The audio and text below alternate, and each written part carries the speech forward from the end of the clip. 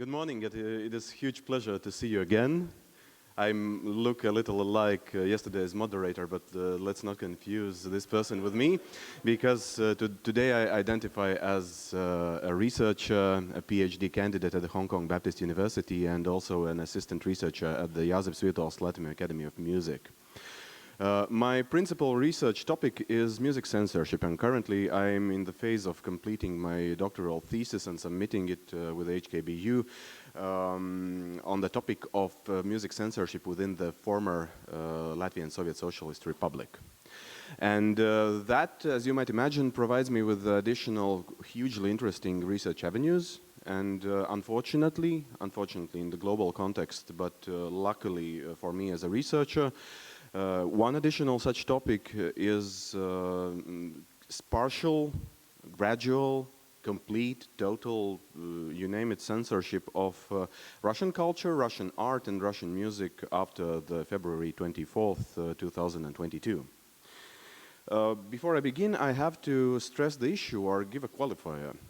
When we view music censorship or Russian music censorship in Baltic countries, we have to keep in mind that we need to view it from post-colonial lens and through imperialist lens in respect that one party is the subjugator and the other is the subjugated. As you might well be aware, we have been not only occupied for 50 years by Soviet Russia and part of the USSR, but also we used to be a part of Russian Empire since the end of the Northern War in the 18th century. So there are, let's say, additional aspects to the problem, and one might say that either we get a little myopic view on the situation or we get some additional insight into the situation. So I would like to start with this gentleman, and this gentleman is former president of the Estonian Republic, Toomas Hendrik Ilves. He's famous for being a very vibrant persona on social media and discussing all types of topics, including economics, international affairs, policy making, and recently he was also a vocal advocate of certain attitudes towards Russian Federation, including both culture, economics, international affairs, etc. And one of his initial comments on the Russian invasion of Ukraine was, "We told you so." It's not that Latvians, Estonians or Lithuanians possess some arcane knowledge of the situation. It's not that we are some clairvoyant people who just happen to know something others don't. And it certainly is not that we are paranoid regarding Russian Federation. It's just that we have been living near and neighboring this country for past 30 years plus, and we have regularly been in close proximity and close contact with Russian culture, with all the effects, side effects, and affects. And Toomas Hendrik Ilves, in his interview, says that Estonia is used to being attacked, and Estonia tries to be a rational country, and same goes for Latvia and Lithuania. Therefore, for past 30 years, in addition to this "we told you so," we have to add an extra part of the sentence, "but you did not listen." Especially "we told you so" after 2014, the annexation of Crimea, the MH17 in Donbass, and other things. And we can go back into the Georgian War of 2008, and we can view also the war in Chechnya, two wars in Chechnya actually, which was framed as internal matter of Russian Federation. But okay, so I have gotten emotional enough, so let's get theoretical now.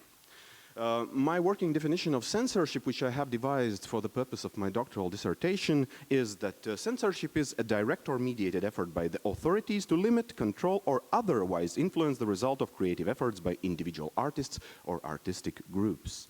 And on the right-hand side, you can see various types of censorship, but obviously those are just a couple of types of censorship, according to British researcher P.G. Ingram. And obviously, currently we specifically view the political censorship as the central one in the context of the Ukrainian war. Additionally, according to P.G. Ingram, there are three types of censorship which are legal, imposed directly by state, which are quasi-legal, also imposed by state, but through informal channels and via indirect means. And then there is the social informal censorship, which is usually imposed by one social group on an individual or another social group, or maybe by an individual towards another individual. Those internal dynamics are very varied and some would say even phenomenological. And additionally, there are some sanctions which are imposed by the outside authority, and then there is this self-censorship, which is the desired mode of censorship for repressive regimes. Let's say this was the groundwork, and now let's turn to one phrase which you might have heard quite a lot since 2022. Let's not mix politics with art, music. And when the cannons resound, the muses fall silent. But is it really so? Can you really distinguish and separate art from culture if the cultural policy of a state is specifically targeted at the audience as a vehicle for changing the public perception not only of the artistic sphere but also of the other aspects of the policy of current country in question? And in this case, obviously, the country in question is Russian Federation. So, first and foremost, music, as other types of art, functions as a propaganda vehicle for the regime itself. Obviously, just like other ways and other aspects of Russian internal policy, culture is controlled in a similar manner. So, state finances the Ministry of Culture, which in turn finances artists, but predominantly and increasingly it has shifted into direction of financing and supporting artists who adhere to the official policy and the standards of the Putin's Kremlin. Therefore, both in popular music as well as academic music, you can oftentimes see either contents which are adherent to the propaganda narrative. That's mostly popular music. For example, there is a Russian pop artist called Shaman, or I would say medicine man in English, and he has a series of songs which has dubious artistic merit, but definitely delivers certain message. For example, "Я русский," I'm Russian, which which emerged after the beginning of the Ukraine war, and which encapsulates the imperialist message currently both disseminated within Russia and outside its borders alike. So propaganda functions in a way that obviously art, especially where music is connected with words, with semiotic and narrative meaning, you can inject whatever you want and disseminate it accordingly. Then the second one, music as a tool of constructing positive international image of Putin's Russia. Let me turn to sport. Do you remember a documentary called Icarus? Has anyone seen such movie? Yeah. Icarus is an investigative report about Russian pharmacological community, specifically the sports medicine, throughout the years manipulating Russian sports persons giving them prohibited substances and facilitating muscle growth and other aspects of enhancing physical performance, simultaneously trying to hide all the evidence that such things have been done to them, including counterfeiting blood and urine and other bodily samples which had to be submitted to the International Olympic Federation and other federations of specific sports. Why I am mentioning this one? Because sports, and specifically the big sports, is a huge element of pride for any country, and specifically for a country having at least pretension to be one of the leading superpowers of the world. Although in case of Russian Federation, if we look at its economic performance, it is certainly not a superpower, but by the sheer amount of population and territory, you could argue this point as well. But for others to perceive Russia as something extraordinary, this image of Russian body of sportsmen and sportswomen was constructed. Again, we have to say that many of the top sports people in Russian Federation directly or indirectly are affiliated and associated with Putin's rule. They serve on governmental bodies, they represent NGOs which has close ties, financial ties to Kremlin, and they are oftentimes even part of the Russian army. Well, obviously in a formal capacity, but still, regardless, they demonstrate their affiliation. And now connect the dots with the music, specifically academic music. I think no one will argue that Russian musicians are exceptional, excellent, and outstanding.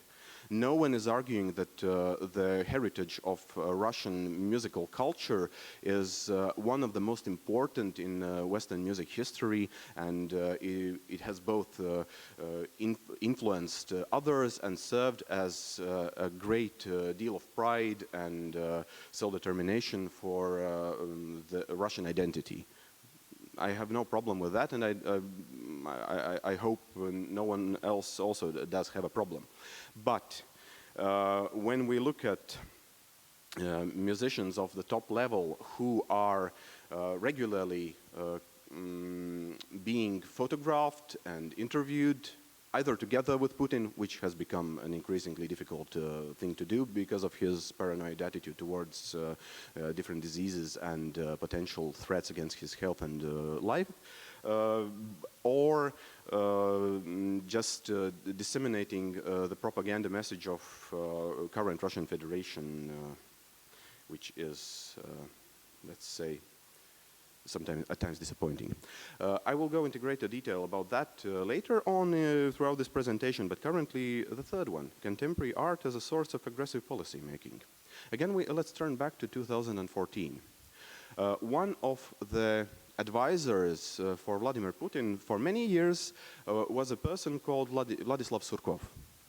Have you heard about this guy? Vladislav Surkov comes from contemporary performance art field. He has been mostly viewed as an influential theoretician of contemporary art, and he has both been concerned with performance art, installations, and also creating public image and, how to say, epatage within the artistic community of Russia. However, when 2014 invasion of an annexation eventual of Crimea Peninsula and also the Donbas region of eastern Ukraine began, certain traits emerged which later linked this person to the policy of Putin at that time. Specifically, you can look up a documentary by British filmmaker Adam Curtis, and it is titled Hypernormalization, How Policy Influences Our Perception and Society in General. But the most important concept in this person's input and influence in the initial stages of Ukraine war, which later developed into full-scale war, was the concept of non-linear war. creating confusion, supporting different sides of conflict, sending conflicting messages, and before that, before the stage of war, Vladislav Surkov was known to support both, for example, neo-Nazis in Russia, as well as liberal artists and liberal politicians and journalists in Russia, all it with money by Kremlin, with Kremlin's money.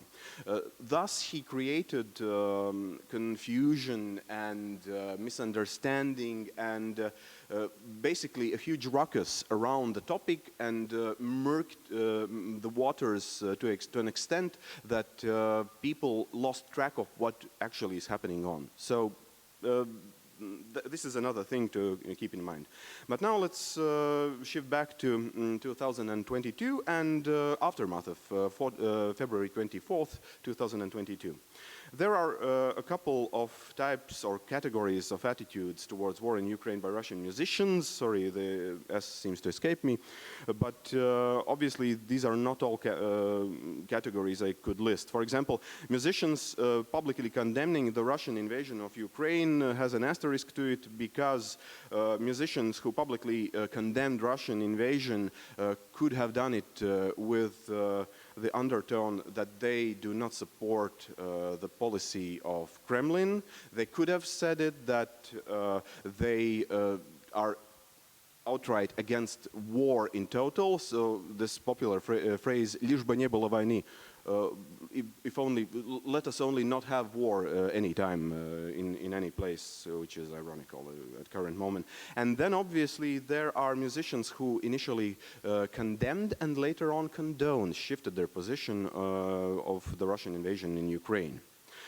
Second category is this musicians publicly condoning Russian invasion in Ukraine, and those include both musicians who are living within Russian borders and people who are living outside Russia. That goes for the same goes for the first category as well. It is always easier and sometimes someone would say more convenient to criticize when you are not directly involved in the situation yourself and you have the luxury of distance.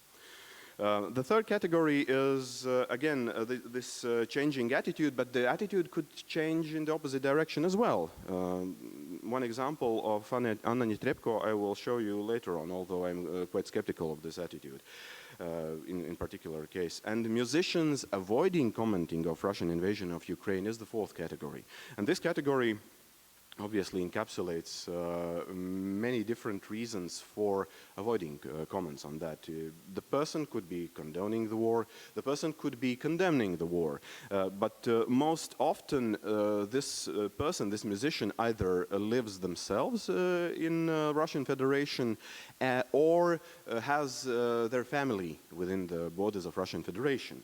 And these musicians also at times seem to at least try to signal their attitude. For example, after February 24th, 2022, many Russian musicians blacked out their profile pictures on social media, for example, Facebook,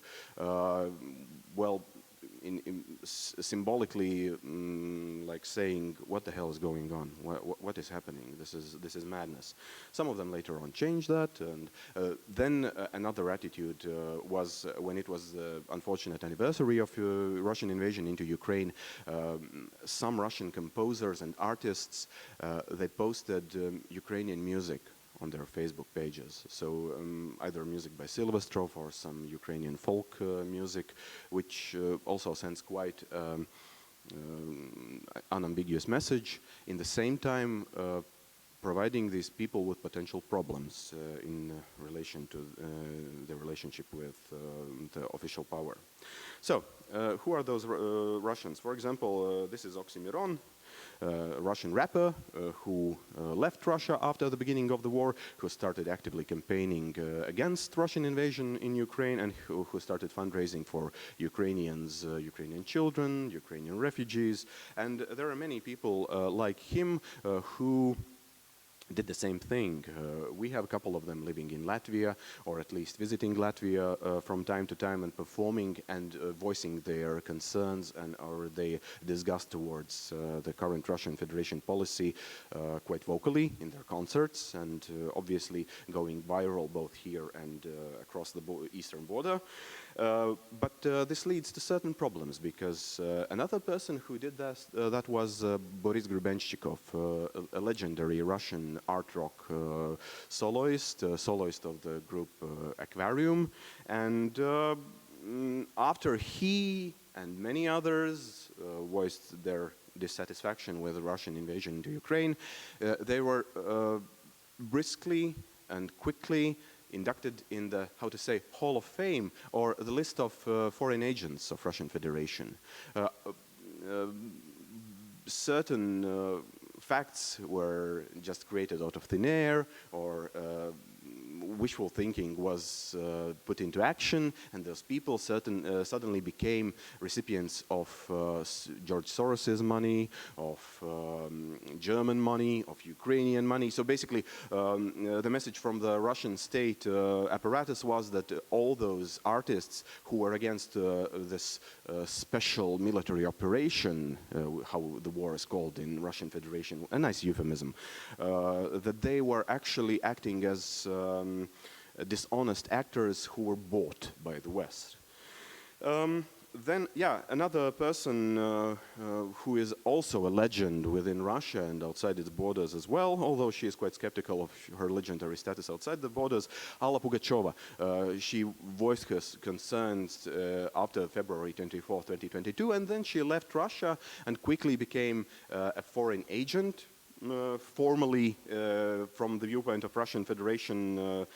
And her spouse, Maxim Galkin, who is a stand-up comedian and performer, also having left with her, rapidly followed in suit and also became the foreign agent. I mean, that was not their self-determination. They were labeled foreign agents to marginalize them, to ostracize them, to shift the public opinion within Russia, because basically when Russians are speaking about, Russian Federation is speaking about foreign agents, they're not concerned about the perception outside the Russian borders. They're more concerned with the perception within the Russian borders. And this perception creation has been extremely fruitful because another anecdotal evidence to that, a BBC journalist traveled to Russia, I think in 2016 or 17, and participated in a conference in Moscow. And just for research purposes, this person decided to watch Russian state TV channels in his hotel room. And he stayed there for 3 days. First day, he was, oh my God, what is going on? What are they what nonsense are they spouting? Second day was, no, but they have a point. That there is something to it. And on third day, he switched off the television because he understood that the manipulation, the PR, the black PR, is so masterfully done within Russian Federation, and access to independent sources on internet and especially on public media, radio and television is so limited that it is very hard for everyday Russian to actually form an independent and how to say, unbiased view on the current political situation. So yeah, this is for Alla Pugacheva, who is currently pariah in Russia, at least to, according to Ministry of Culture, but who is a hero for most of the Ukrainians and the civilized world alike. So, and this is the case of Alexander Malofeyev. This young musician, he's currently, I guess, 22 years old or 21-year-old. He has mixed heritage of both Russian and Ukrainian background. And he actually was supposed to perform in 2022 in Latvia, but due to some circumstances, which I also will reveal later, he was not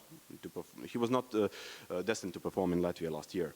So this young and brave man expressed his condemnation of Russian war in Ukraine immediately after the invasion on February 24th. Partially it could be explained by the fact that in addition to his Russian grandmother, he has a Ukrainian grandmother. So he lived in both countries as an infant. However, it's probably not the predominant reason, because there are many pro-Russian musicians who also have sometimes not only Ukrainian roots, but Ukrainian nationality to begin with.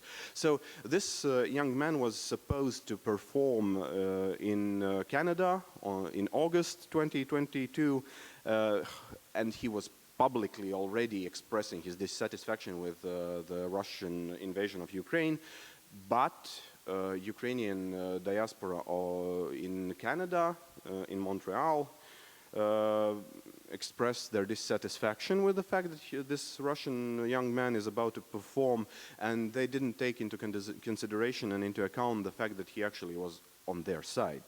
And the concert was cancelled. The organizers were very sad about that fact, and as you can see, the young man continues to be brave and bright by saying that, as you see, every Russian will feel guilty for decades. And those who don't, they probably will eventually.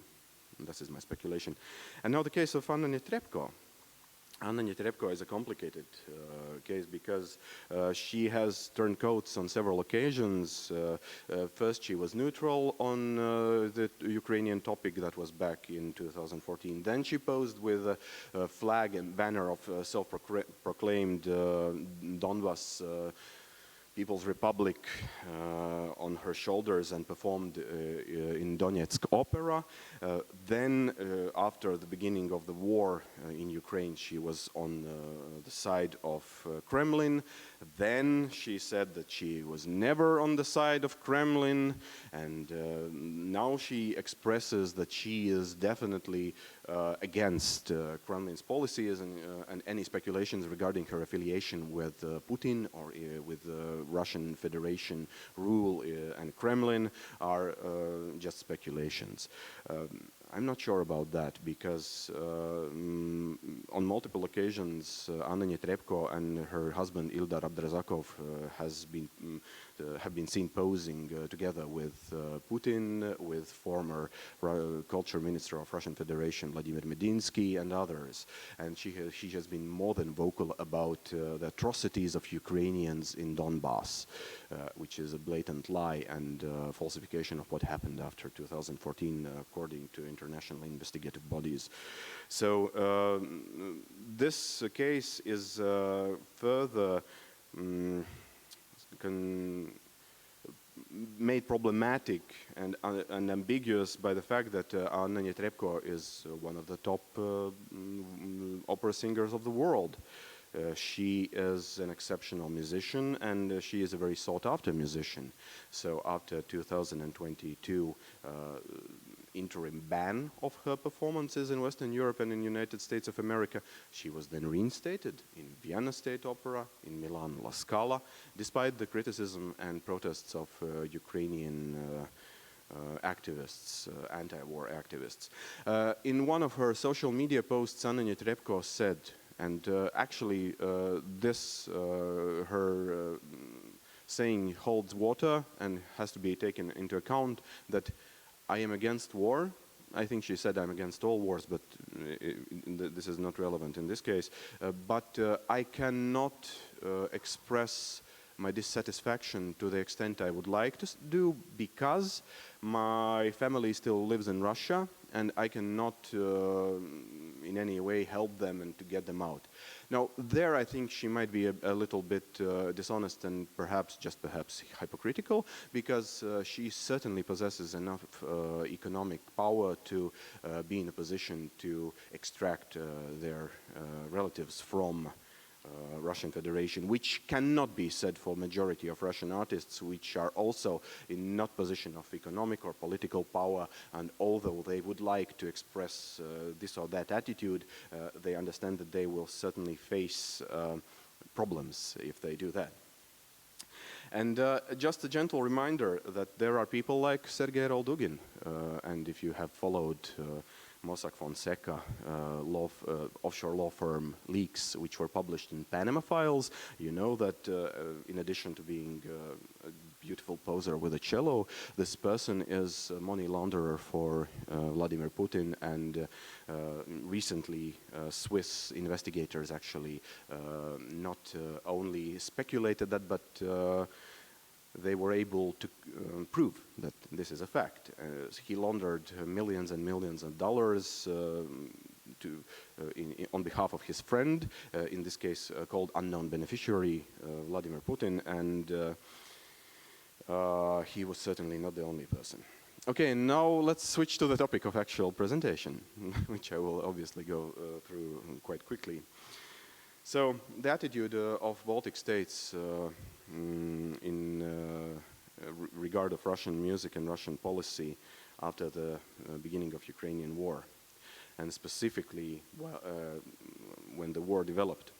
Well, Baltic states, Estonia, Lithuania, and Latvia have been, to a certain degree, quite unified in their approach, at least in respect of governmental policy.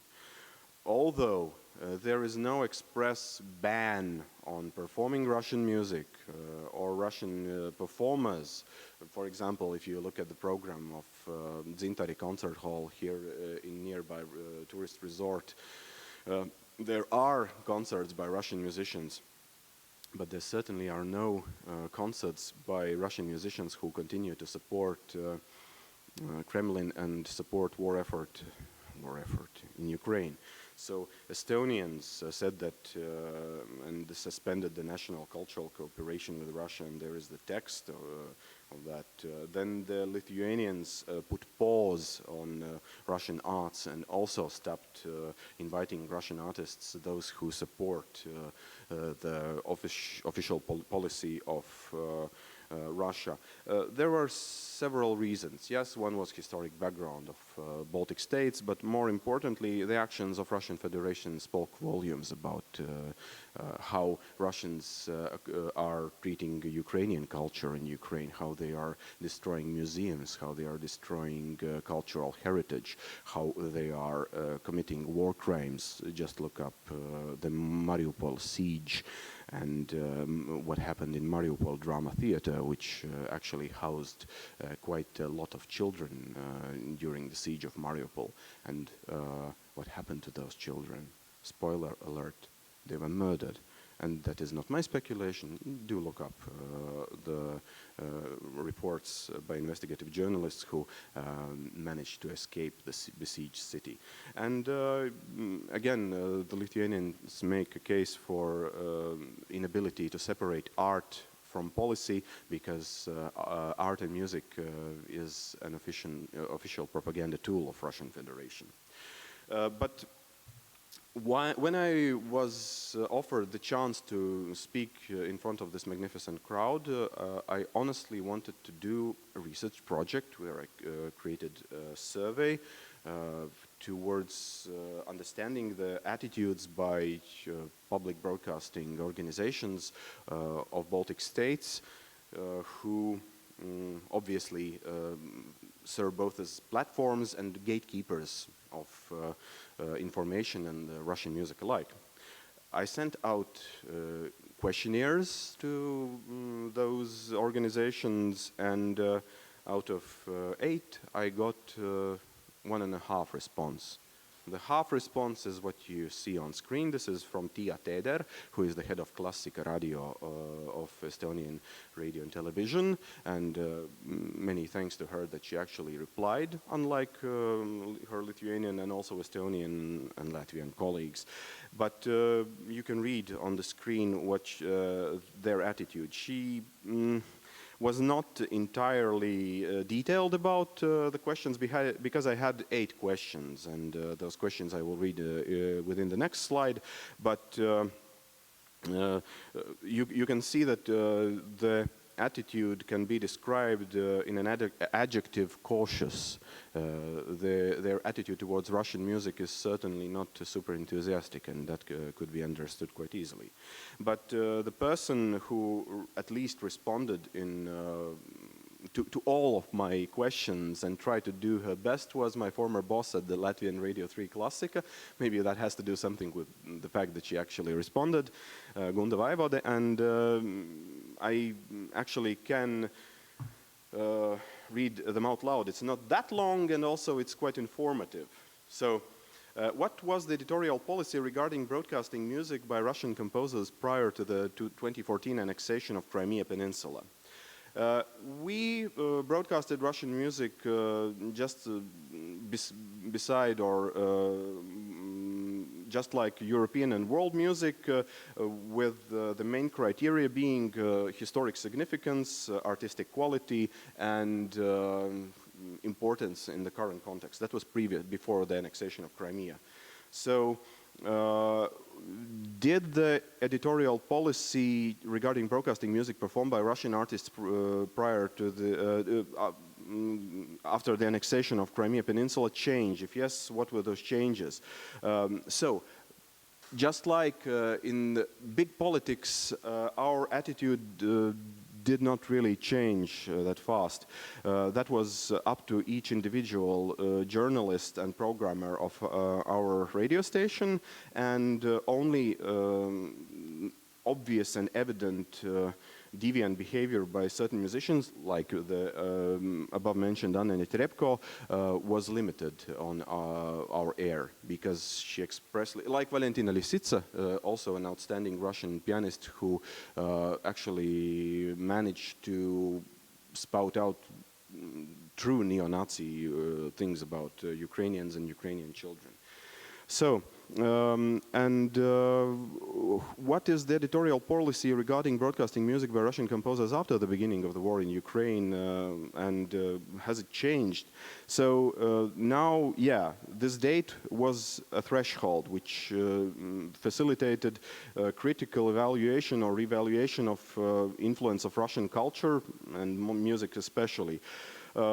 We diminished the percentage of Russian music on our air, leaving the place for the classics, both 19th century and Soviet classics like Shostakovich, but avoiding politically colored pieces, and also avoiding artists who supported explicitly or implicitly Putin's regime, such as Anna Netrebko, Theodor Kurencis, Ildar Abdrazakov, Hibla Gerzmova, and others.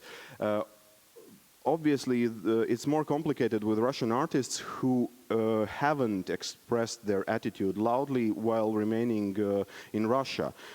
And then there are some global stars which are obligated to perform in Russia due to their prior contracts, such as Ginta Groisbach or Paavo Järvi, and the latter has not been crossed off our editorial list, and they are being performed. So, okay, I still will maybe not read it in full, because this really merits further investigation, but the point is that attitude changed, and in the same time people evidenced varied attitudes within the auditory of our broadcast organization, Latvian Radio 3 Classic as well, some being extremely negative about Russian music, some in quite opposition, trolling Latvian Radio 3 by calling in listeners' hour and ordering Soviet music or Soviet Latvian music with references to great brotherly nations and the great Soviet Union. So there is an additional necessity to curate the program so that inadvertently or undeliberately this politically colored music gets on air. And then there were concert organizations. For example, Eesti Concert finished their collaboration with Andres Mustonen, who obviously represents the attitude that let's not mix politics with art. And he both performed in Russia and was avoidant about expressing his attitude towards Russian music. And in Latvia, some concerts by him are still planned, and the private concert organizer who does that expressed this similar sentiment to which I highlighted before, that let's not art with politics. So there is this aspect again. And then there were certain musical festivals. But first, there is a certain individual who was born in Latvia, but who is one of, again, money launderers for Vladimir Putin and Kremlin's rule, called Piotr Aven. He has, or had, the honor of holding Latvian citizenship due to his merit and his influence on Latvian politics and Latvian culture, because this person in 2010s served as one of the greatest donors towards artistic initiatives in Latvia. And he was donating artwork. He holds a great porcelain and painting collection, which he shared, and he, in collaboration with private gallery owners, he created exhibitions. So this, and he founded a music festival called Riga Jūrmala Music Festival, which in a couple of years of it running in Jūrmala and also in the capital of Riga featured superb extra-class artists like Yudia One or yeah, now it kind of escapes me. Was it Berliner Philharmonica or Wiener Philharmonica? But I mean, the top-notch artists which Latvians would not afford because of our limited budget. And now, again, you have to keep in mind, do you think that politics and art are so clearly divided? Can they be so clearly divided? Because Piotr Aven obviously did not condemn Russian invasion of Ukraine. He also protested sanctions imposed on him. He suffered some financial losses, and currently he is battling to regain control over his 4.28 billion capital. But yeah, Riga Jūrmala Music Festival, after the February 24th of 2022, put this on their Facebook profile and said that the festival has been suspended and there is no sign when the festival might return. Then there is the festival called Riboka, Riga International Biennale of Contemporary Art, which also was speculated to have Russian funding or Kremlin funding, and this festival also last year was, if I'm not much mistaken, suspended, or at least heavily adjusted due to financial and political reasons. And if we speak about policy, then there are a couple of articles in Latvian, so you can exercise your Latvian, which since yesterday obviously has become quite better. So on one hand, our former culture minister, Nauris Puntulis, himself an opera soloist, said that the war in Ukraine has forced the world to see quite clearly that fascism and Russism, which is wordplay for Russian imperialism and fascism, is fruits of the same tree. And next to, in the same time, unlike Lithuanian culture minister, our former culture minister has maintained the stance that each artistic organization, be it an orchestra or choir or concert organization, has to decide on their own whether they are trying to program Russian music and Russian artists or not. Lithuanians were not so lenient, and the culture minister had strong recommendations about not programming Russian music and not inviting Russian artists. And there was a scandal within one of the orchestras here in Riga, chamber orchestra Sinfonietta Riga, whose concertmaster, first violin, decided, and it was not her initial reaction after February 24th, but it was sometime in December or after that even, that the orchestra should not play Russian music and should not play Prokofiev or Shostakovich or contemporary Russian composers, instead focusing on Ukrainians and other authors and of other nationalities.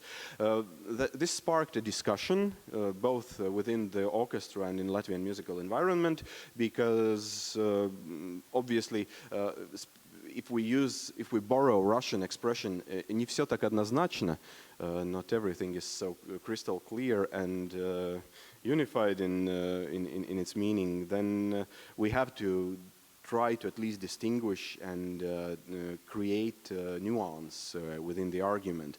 This principal violin of this orchestra did not want any nuance, so she resigned from the post of the orchestra, whereas some musicians of this collective have expressed diametrically opposing views. And then there lastly is some viewpoint of our world-renowned composer Pēteris Vasks, who says on the left-hand side above his picture, during the wartime, no to Russian music. This is his understanding. So while Russians remain invading Ukraine and killing civilians and committing war crimes, there is no place for Russian music in our concert programs, on our stages, on our public broadcasting, in our media sphere. And this is both because of the reasons I mentioned above, and as well as we should explore more Ukrainian music. And that was actually the words which Gunda Vaivode said, the head of the Latvian Radio 3, that an indirect influence of us diminishing the number of Russian composers and musicians featured on Latvian Radio 3 has allowed us to discover Ukrainian music, which is very varied, which is very interesting and of extremely high quality. So there is that. In the end, this is what I think about the situation myself, if you haven't guessed this by now. And I thank you for your attention. You are welcome to ask me uncomfortable questions and engage in a meaningful discussion.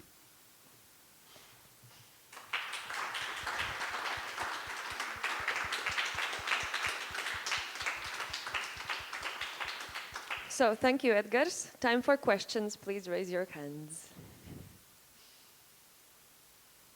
Or comments. Maybe some protests or objections? Definitely welcome here. I have also prepared a bunch of questions, but yes, please go ahead. Well, thank you for your presentation, which is really exhaustive, I think, on the subject. And I hope you're not exhausted yourself, or not too. Well, maybe just a bit, because of course you may understand quite a few of the names are unfamiliar, but that doesn't matter. You're quite clear in your standpoint and giving a very good overview of all kinds of possible positions. Yeah. I would like to say something personal. Yes. First, two things personal, and third, a voice from the Netherlands.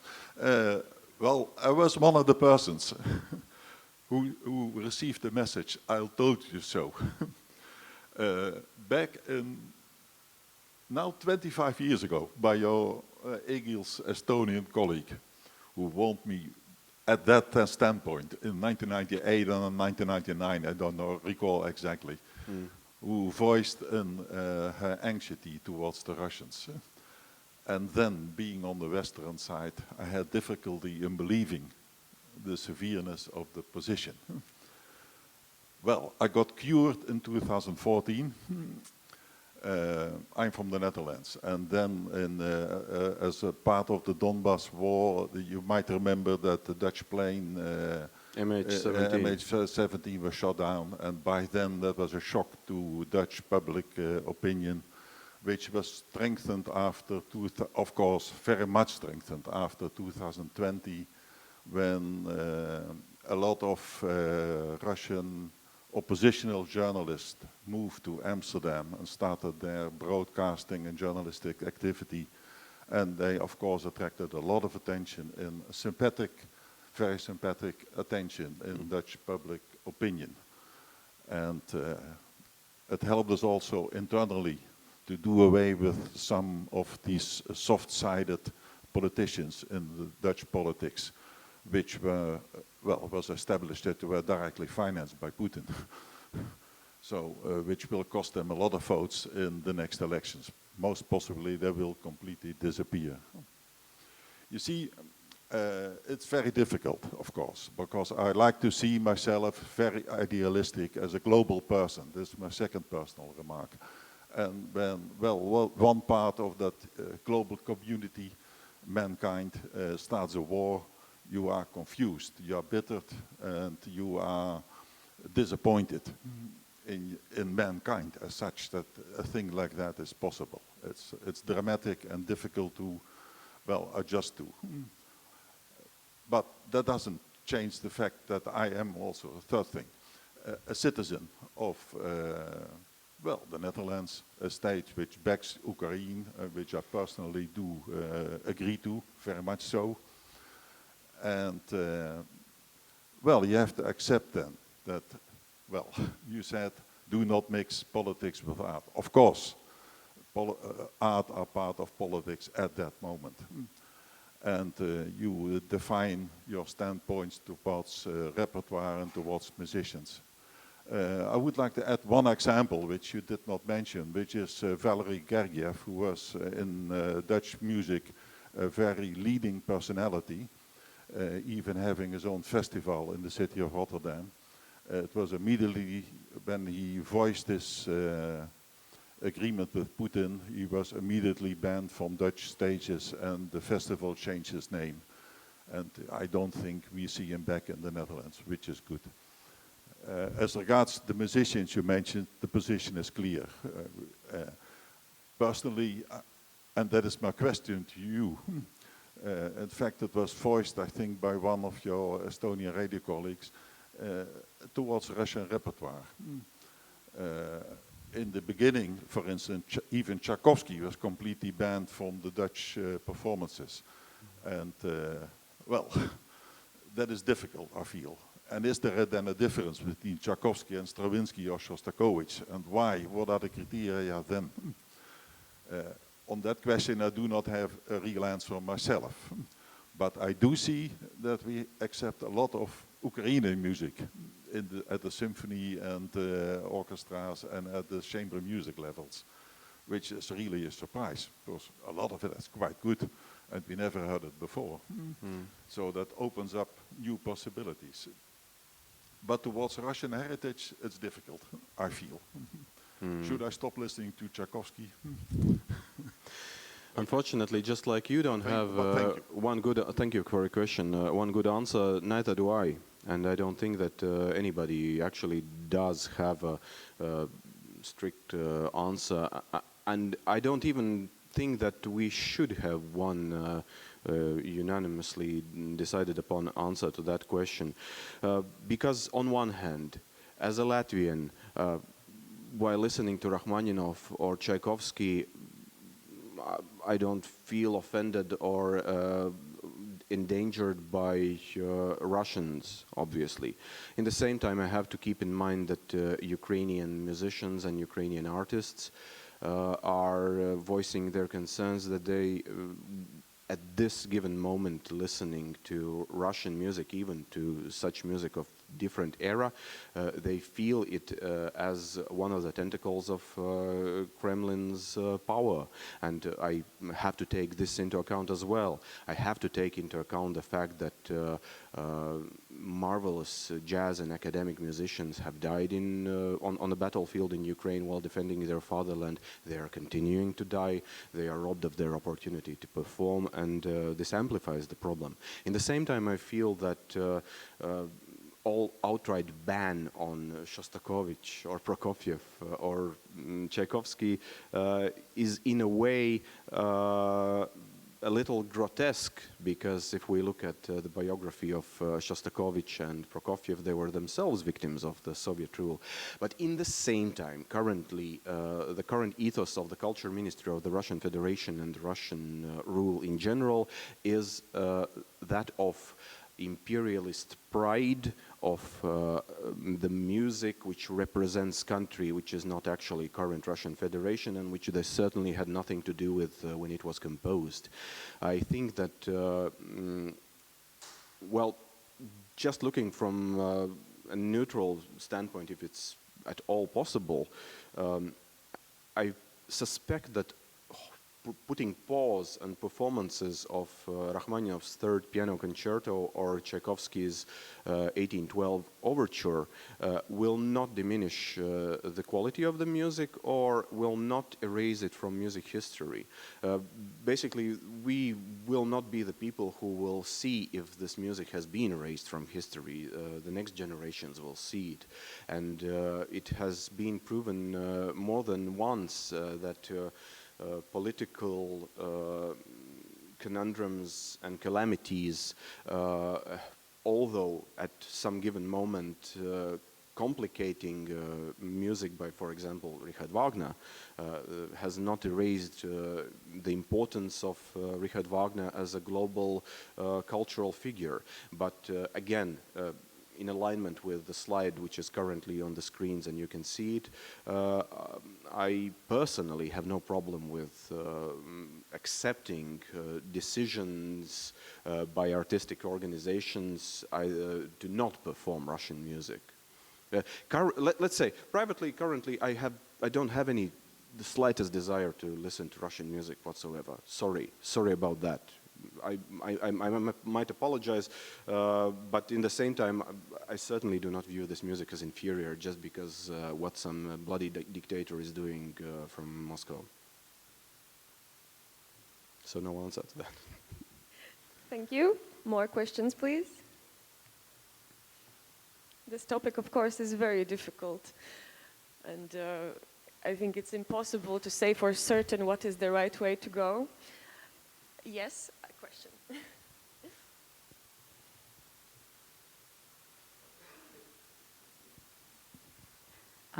From New Zealand. This has been a topic for us too. We're a long way away, but we certainly are in solidarity with Ukraine and have supported the response to the war. And you may have already answered this, but in terms of programming, and it has been discussed amongst our music organisations, hasn't it, Jonathan, in kind of a loose way, though not sort of in an organised way. Do you see a difference between current living Russian composers, and I'm talking about programming only because I can't imagine a Russian group being brought to New Zealand at this time. First, because it's not that common, and secondly, I don't think they'd do it right now. Versus, you know, your Rachmaninoff pieces or your Tchaikovsky. Do you think there's a difference between the living composers and those who have passed, i.e. the relevance to what's going on now? Yes, the living composers certainly have the luxury of expressing their opinion, whereas those who have deceased are not being able to comment on this, and therefore their names are used as labels and as propaganda vehicles from one or other side.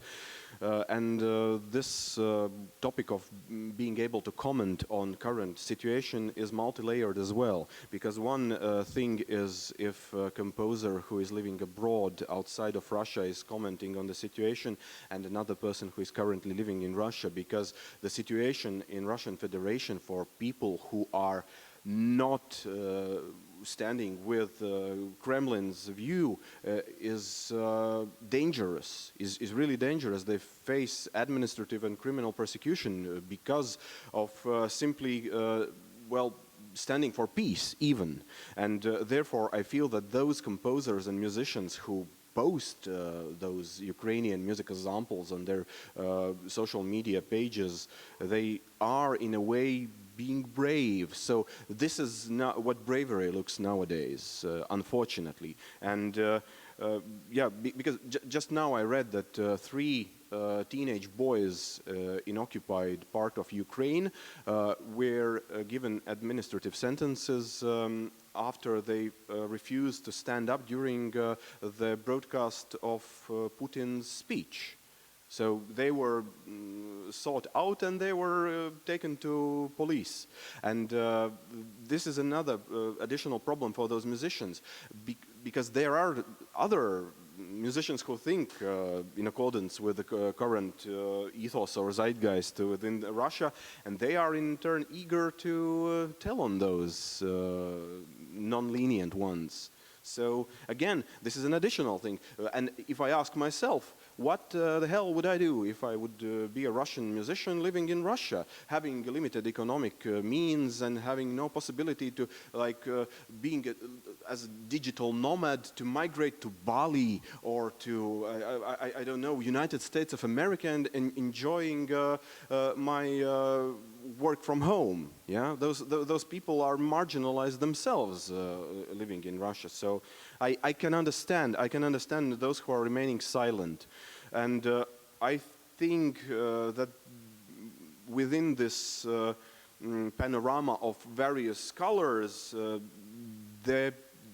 certainly the harshest attitude should be expressed towards those who are expressly condoning aggression, just like a colleague from Netherlands mentioned, Valery Gergiev, yes, the Abkhaz Ossetin conductor, who is brilliant in his own right, but he is a terrible human being for just continuing to support and vocally support bloody Kremlin regime. Again, not particularly a good question, but just like our moderator said, the problem is very complex in this case. I hope for the best, but I expect some not good things. Any other questions? Oh, you have a question.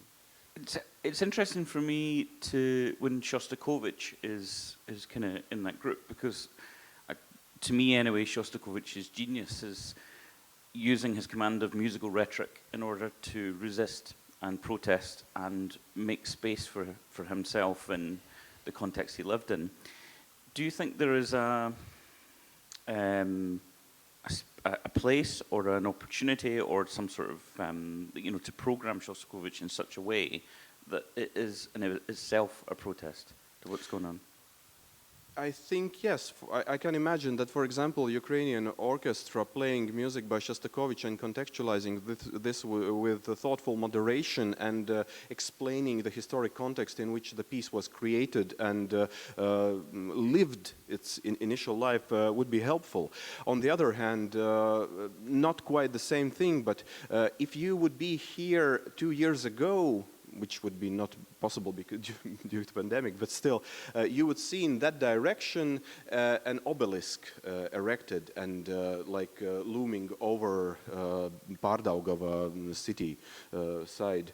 And that was part of a monument to the liberators from the fascistic from fascist oppressors in the Second World War, meaning that was the victory monument of Soviet rule. And I grew up in Riga, and I grew up in close proximity to that monument, and I saw how, due to the changes in policy implemented by Russian Federation and supporting local governing bodies which were aligned ideologically with Moscow, how this seemingly semi-neutral monument became increasingly politically loaded to the extent that it became a symbol of Russian imperialism and identity crisis in the same time, because we could witness such occasions where a guy in a BMW, so in a German brand car, arrives to the monument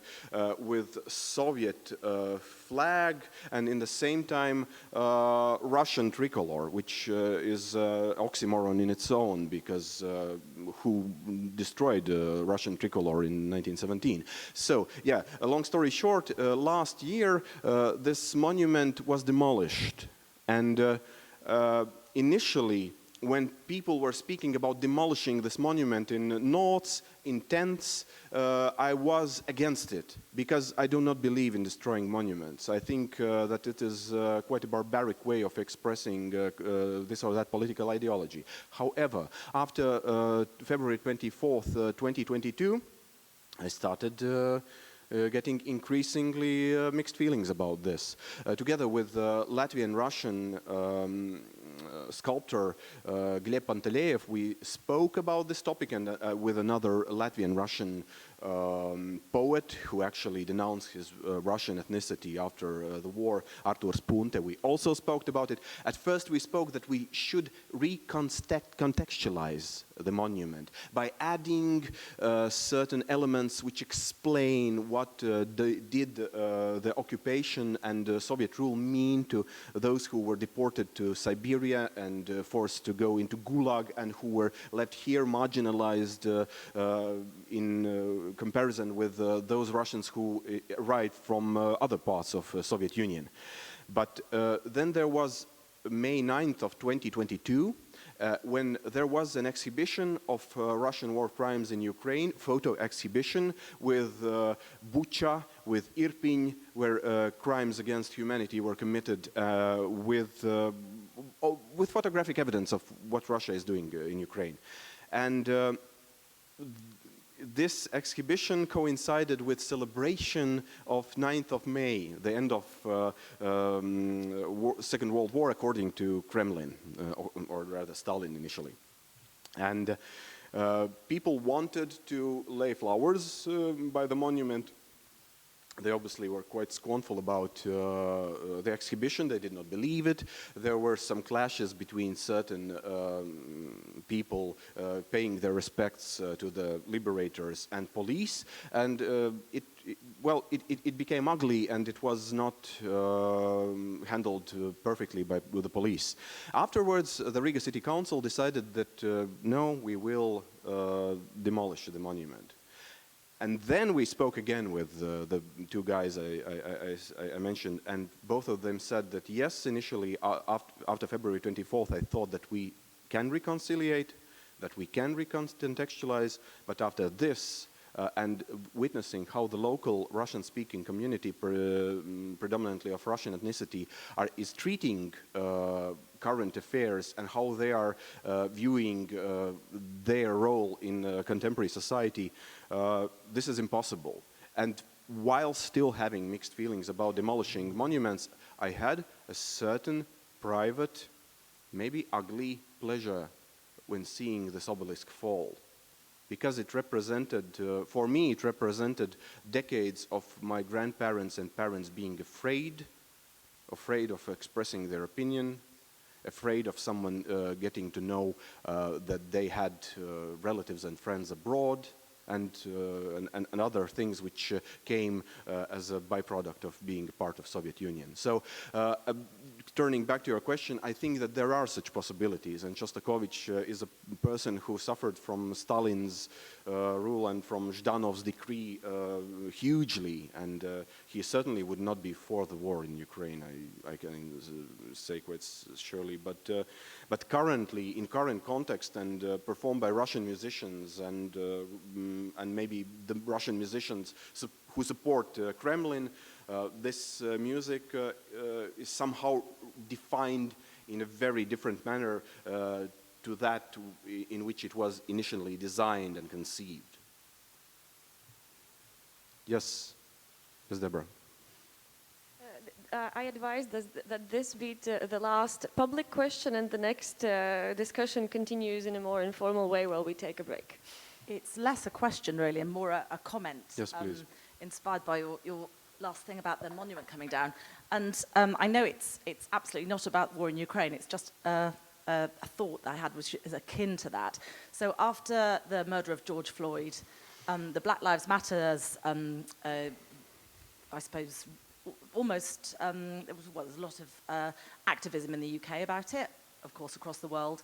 And there was a very, very important moment in Bristol where the statue, some of you may know of it, the statue of a slave owner, Colston, was pushed into the water in a sort of almost a riot. And I suppose generally I'm not for the taking down of monuments, but I thought that was an incredibly powerful communication of something really important.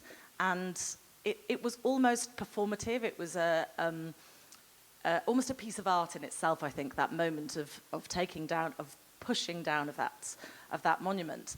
And I think it communicated something really important to the world. And I think the thing you're saying about this monument in Riga sounds like an incredible communication of something.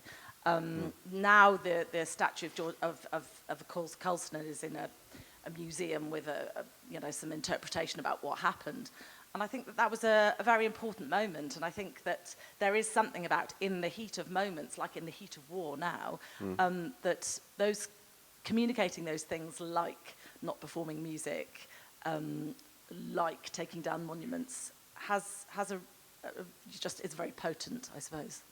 Yeah, you are absolutely right about this demolishing of Soviet monument being a statement, and that was heard by Ukrainians all over the world, and they expressed almost unanimous, thanks for us supporting them in this way as well, because the demolishing of Soviet monuments, of Lenin's statues, became a common theme in Ukraine as well. Although I have to say that I do not know enough about the slave owner you mentioned. I noticed that there was this occasion, but in the same time, during BLM riots and protests, there were demolishing of statues of Isaac Newton, of Abraham Lincoln, of George Washington. This was very clearly a slave owner on whom Bristol's money has come from. Yes, sure. Well, that's another topic, and I both have some comments, but I still agree with you on this one. Yeah. Well, okay. Thank you for the questions and input. Thank you, Edgars, for your wonderful presentation.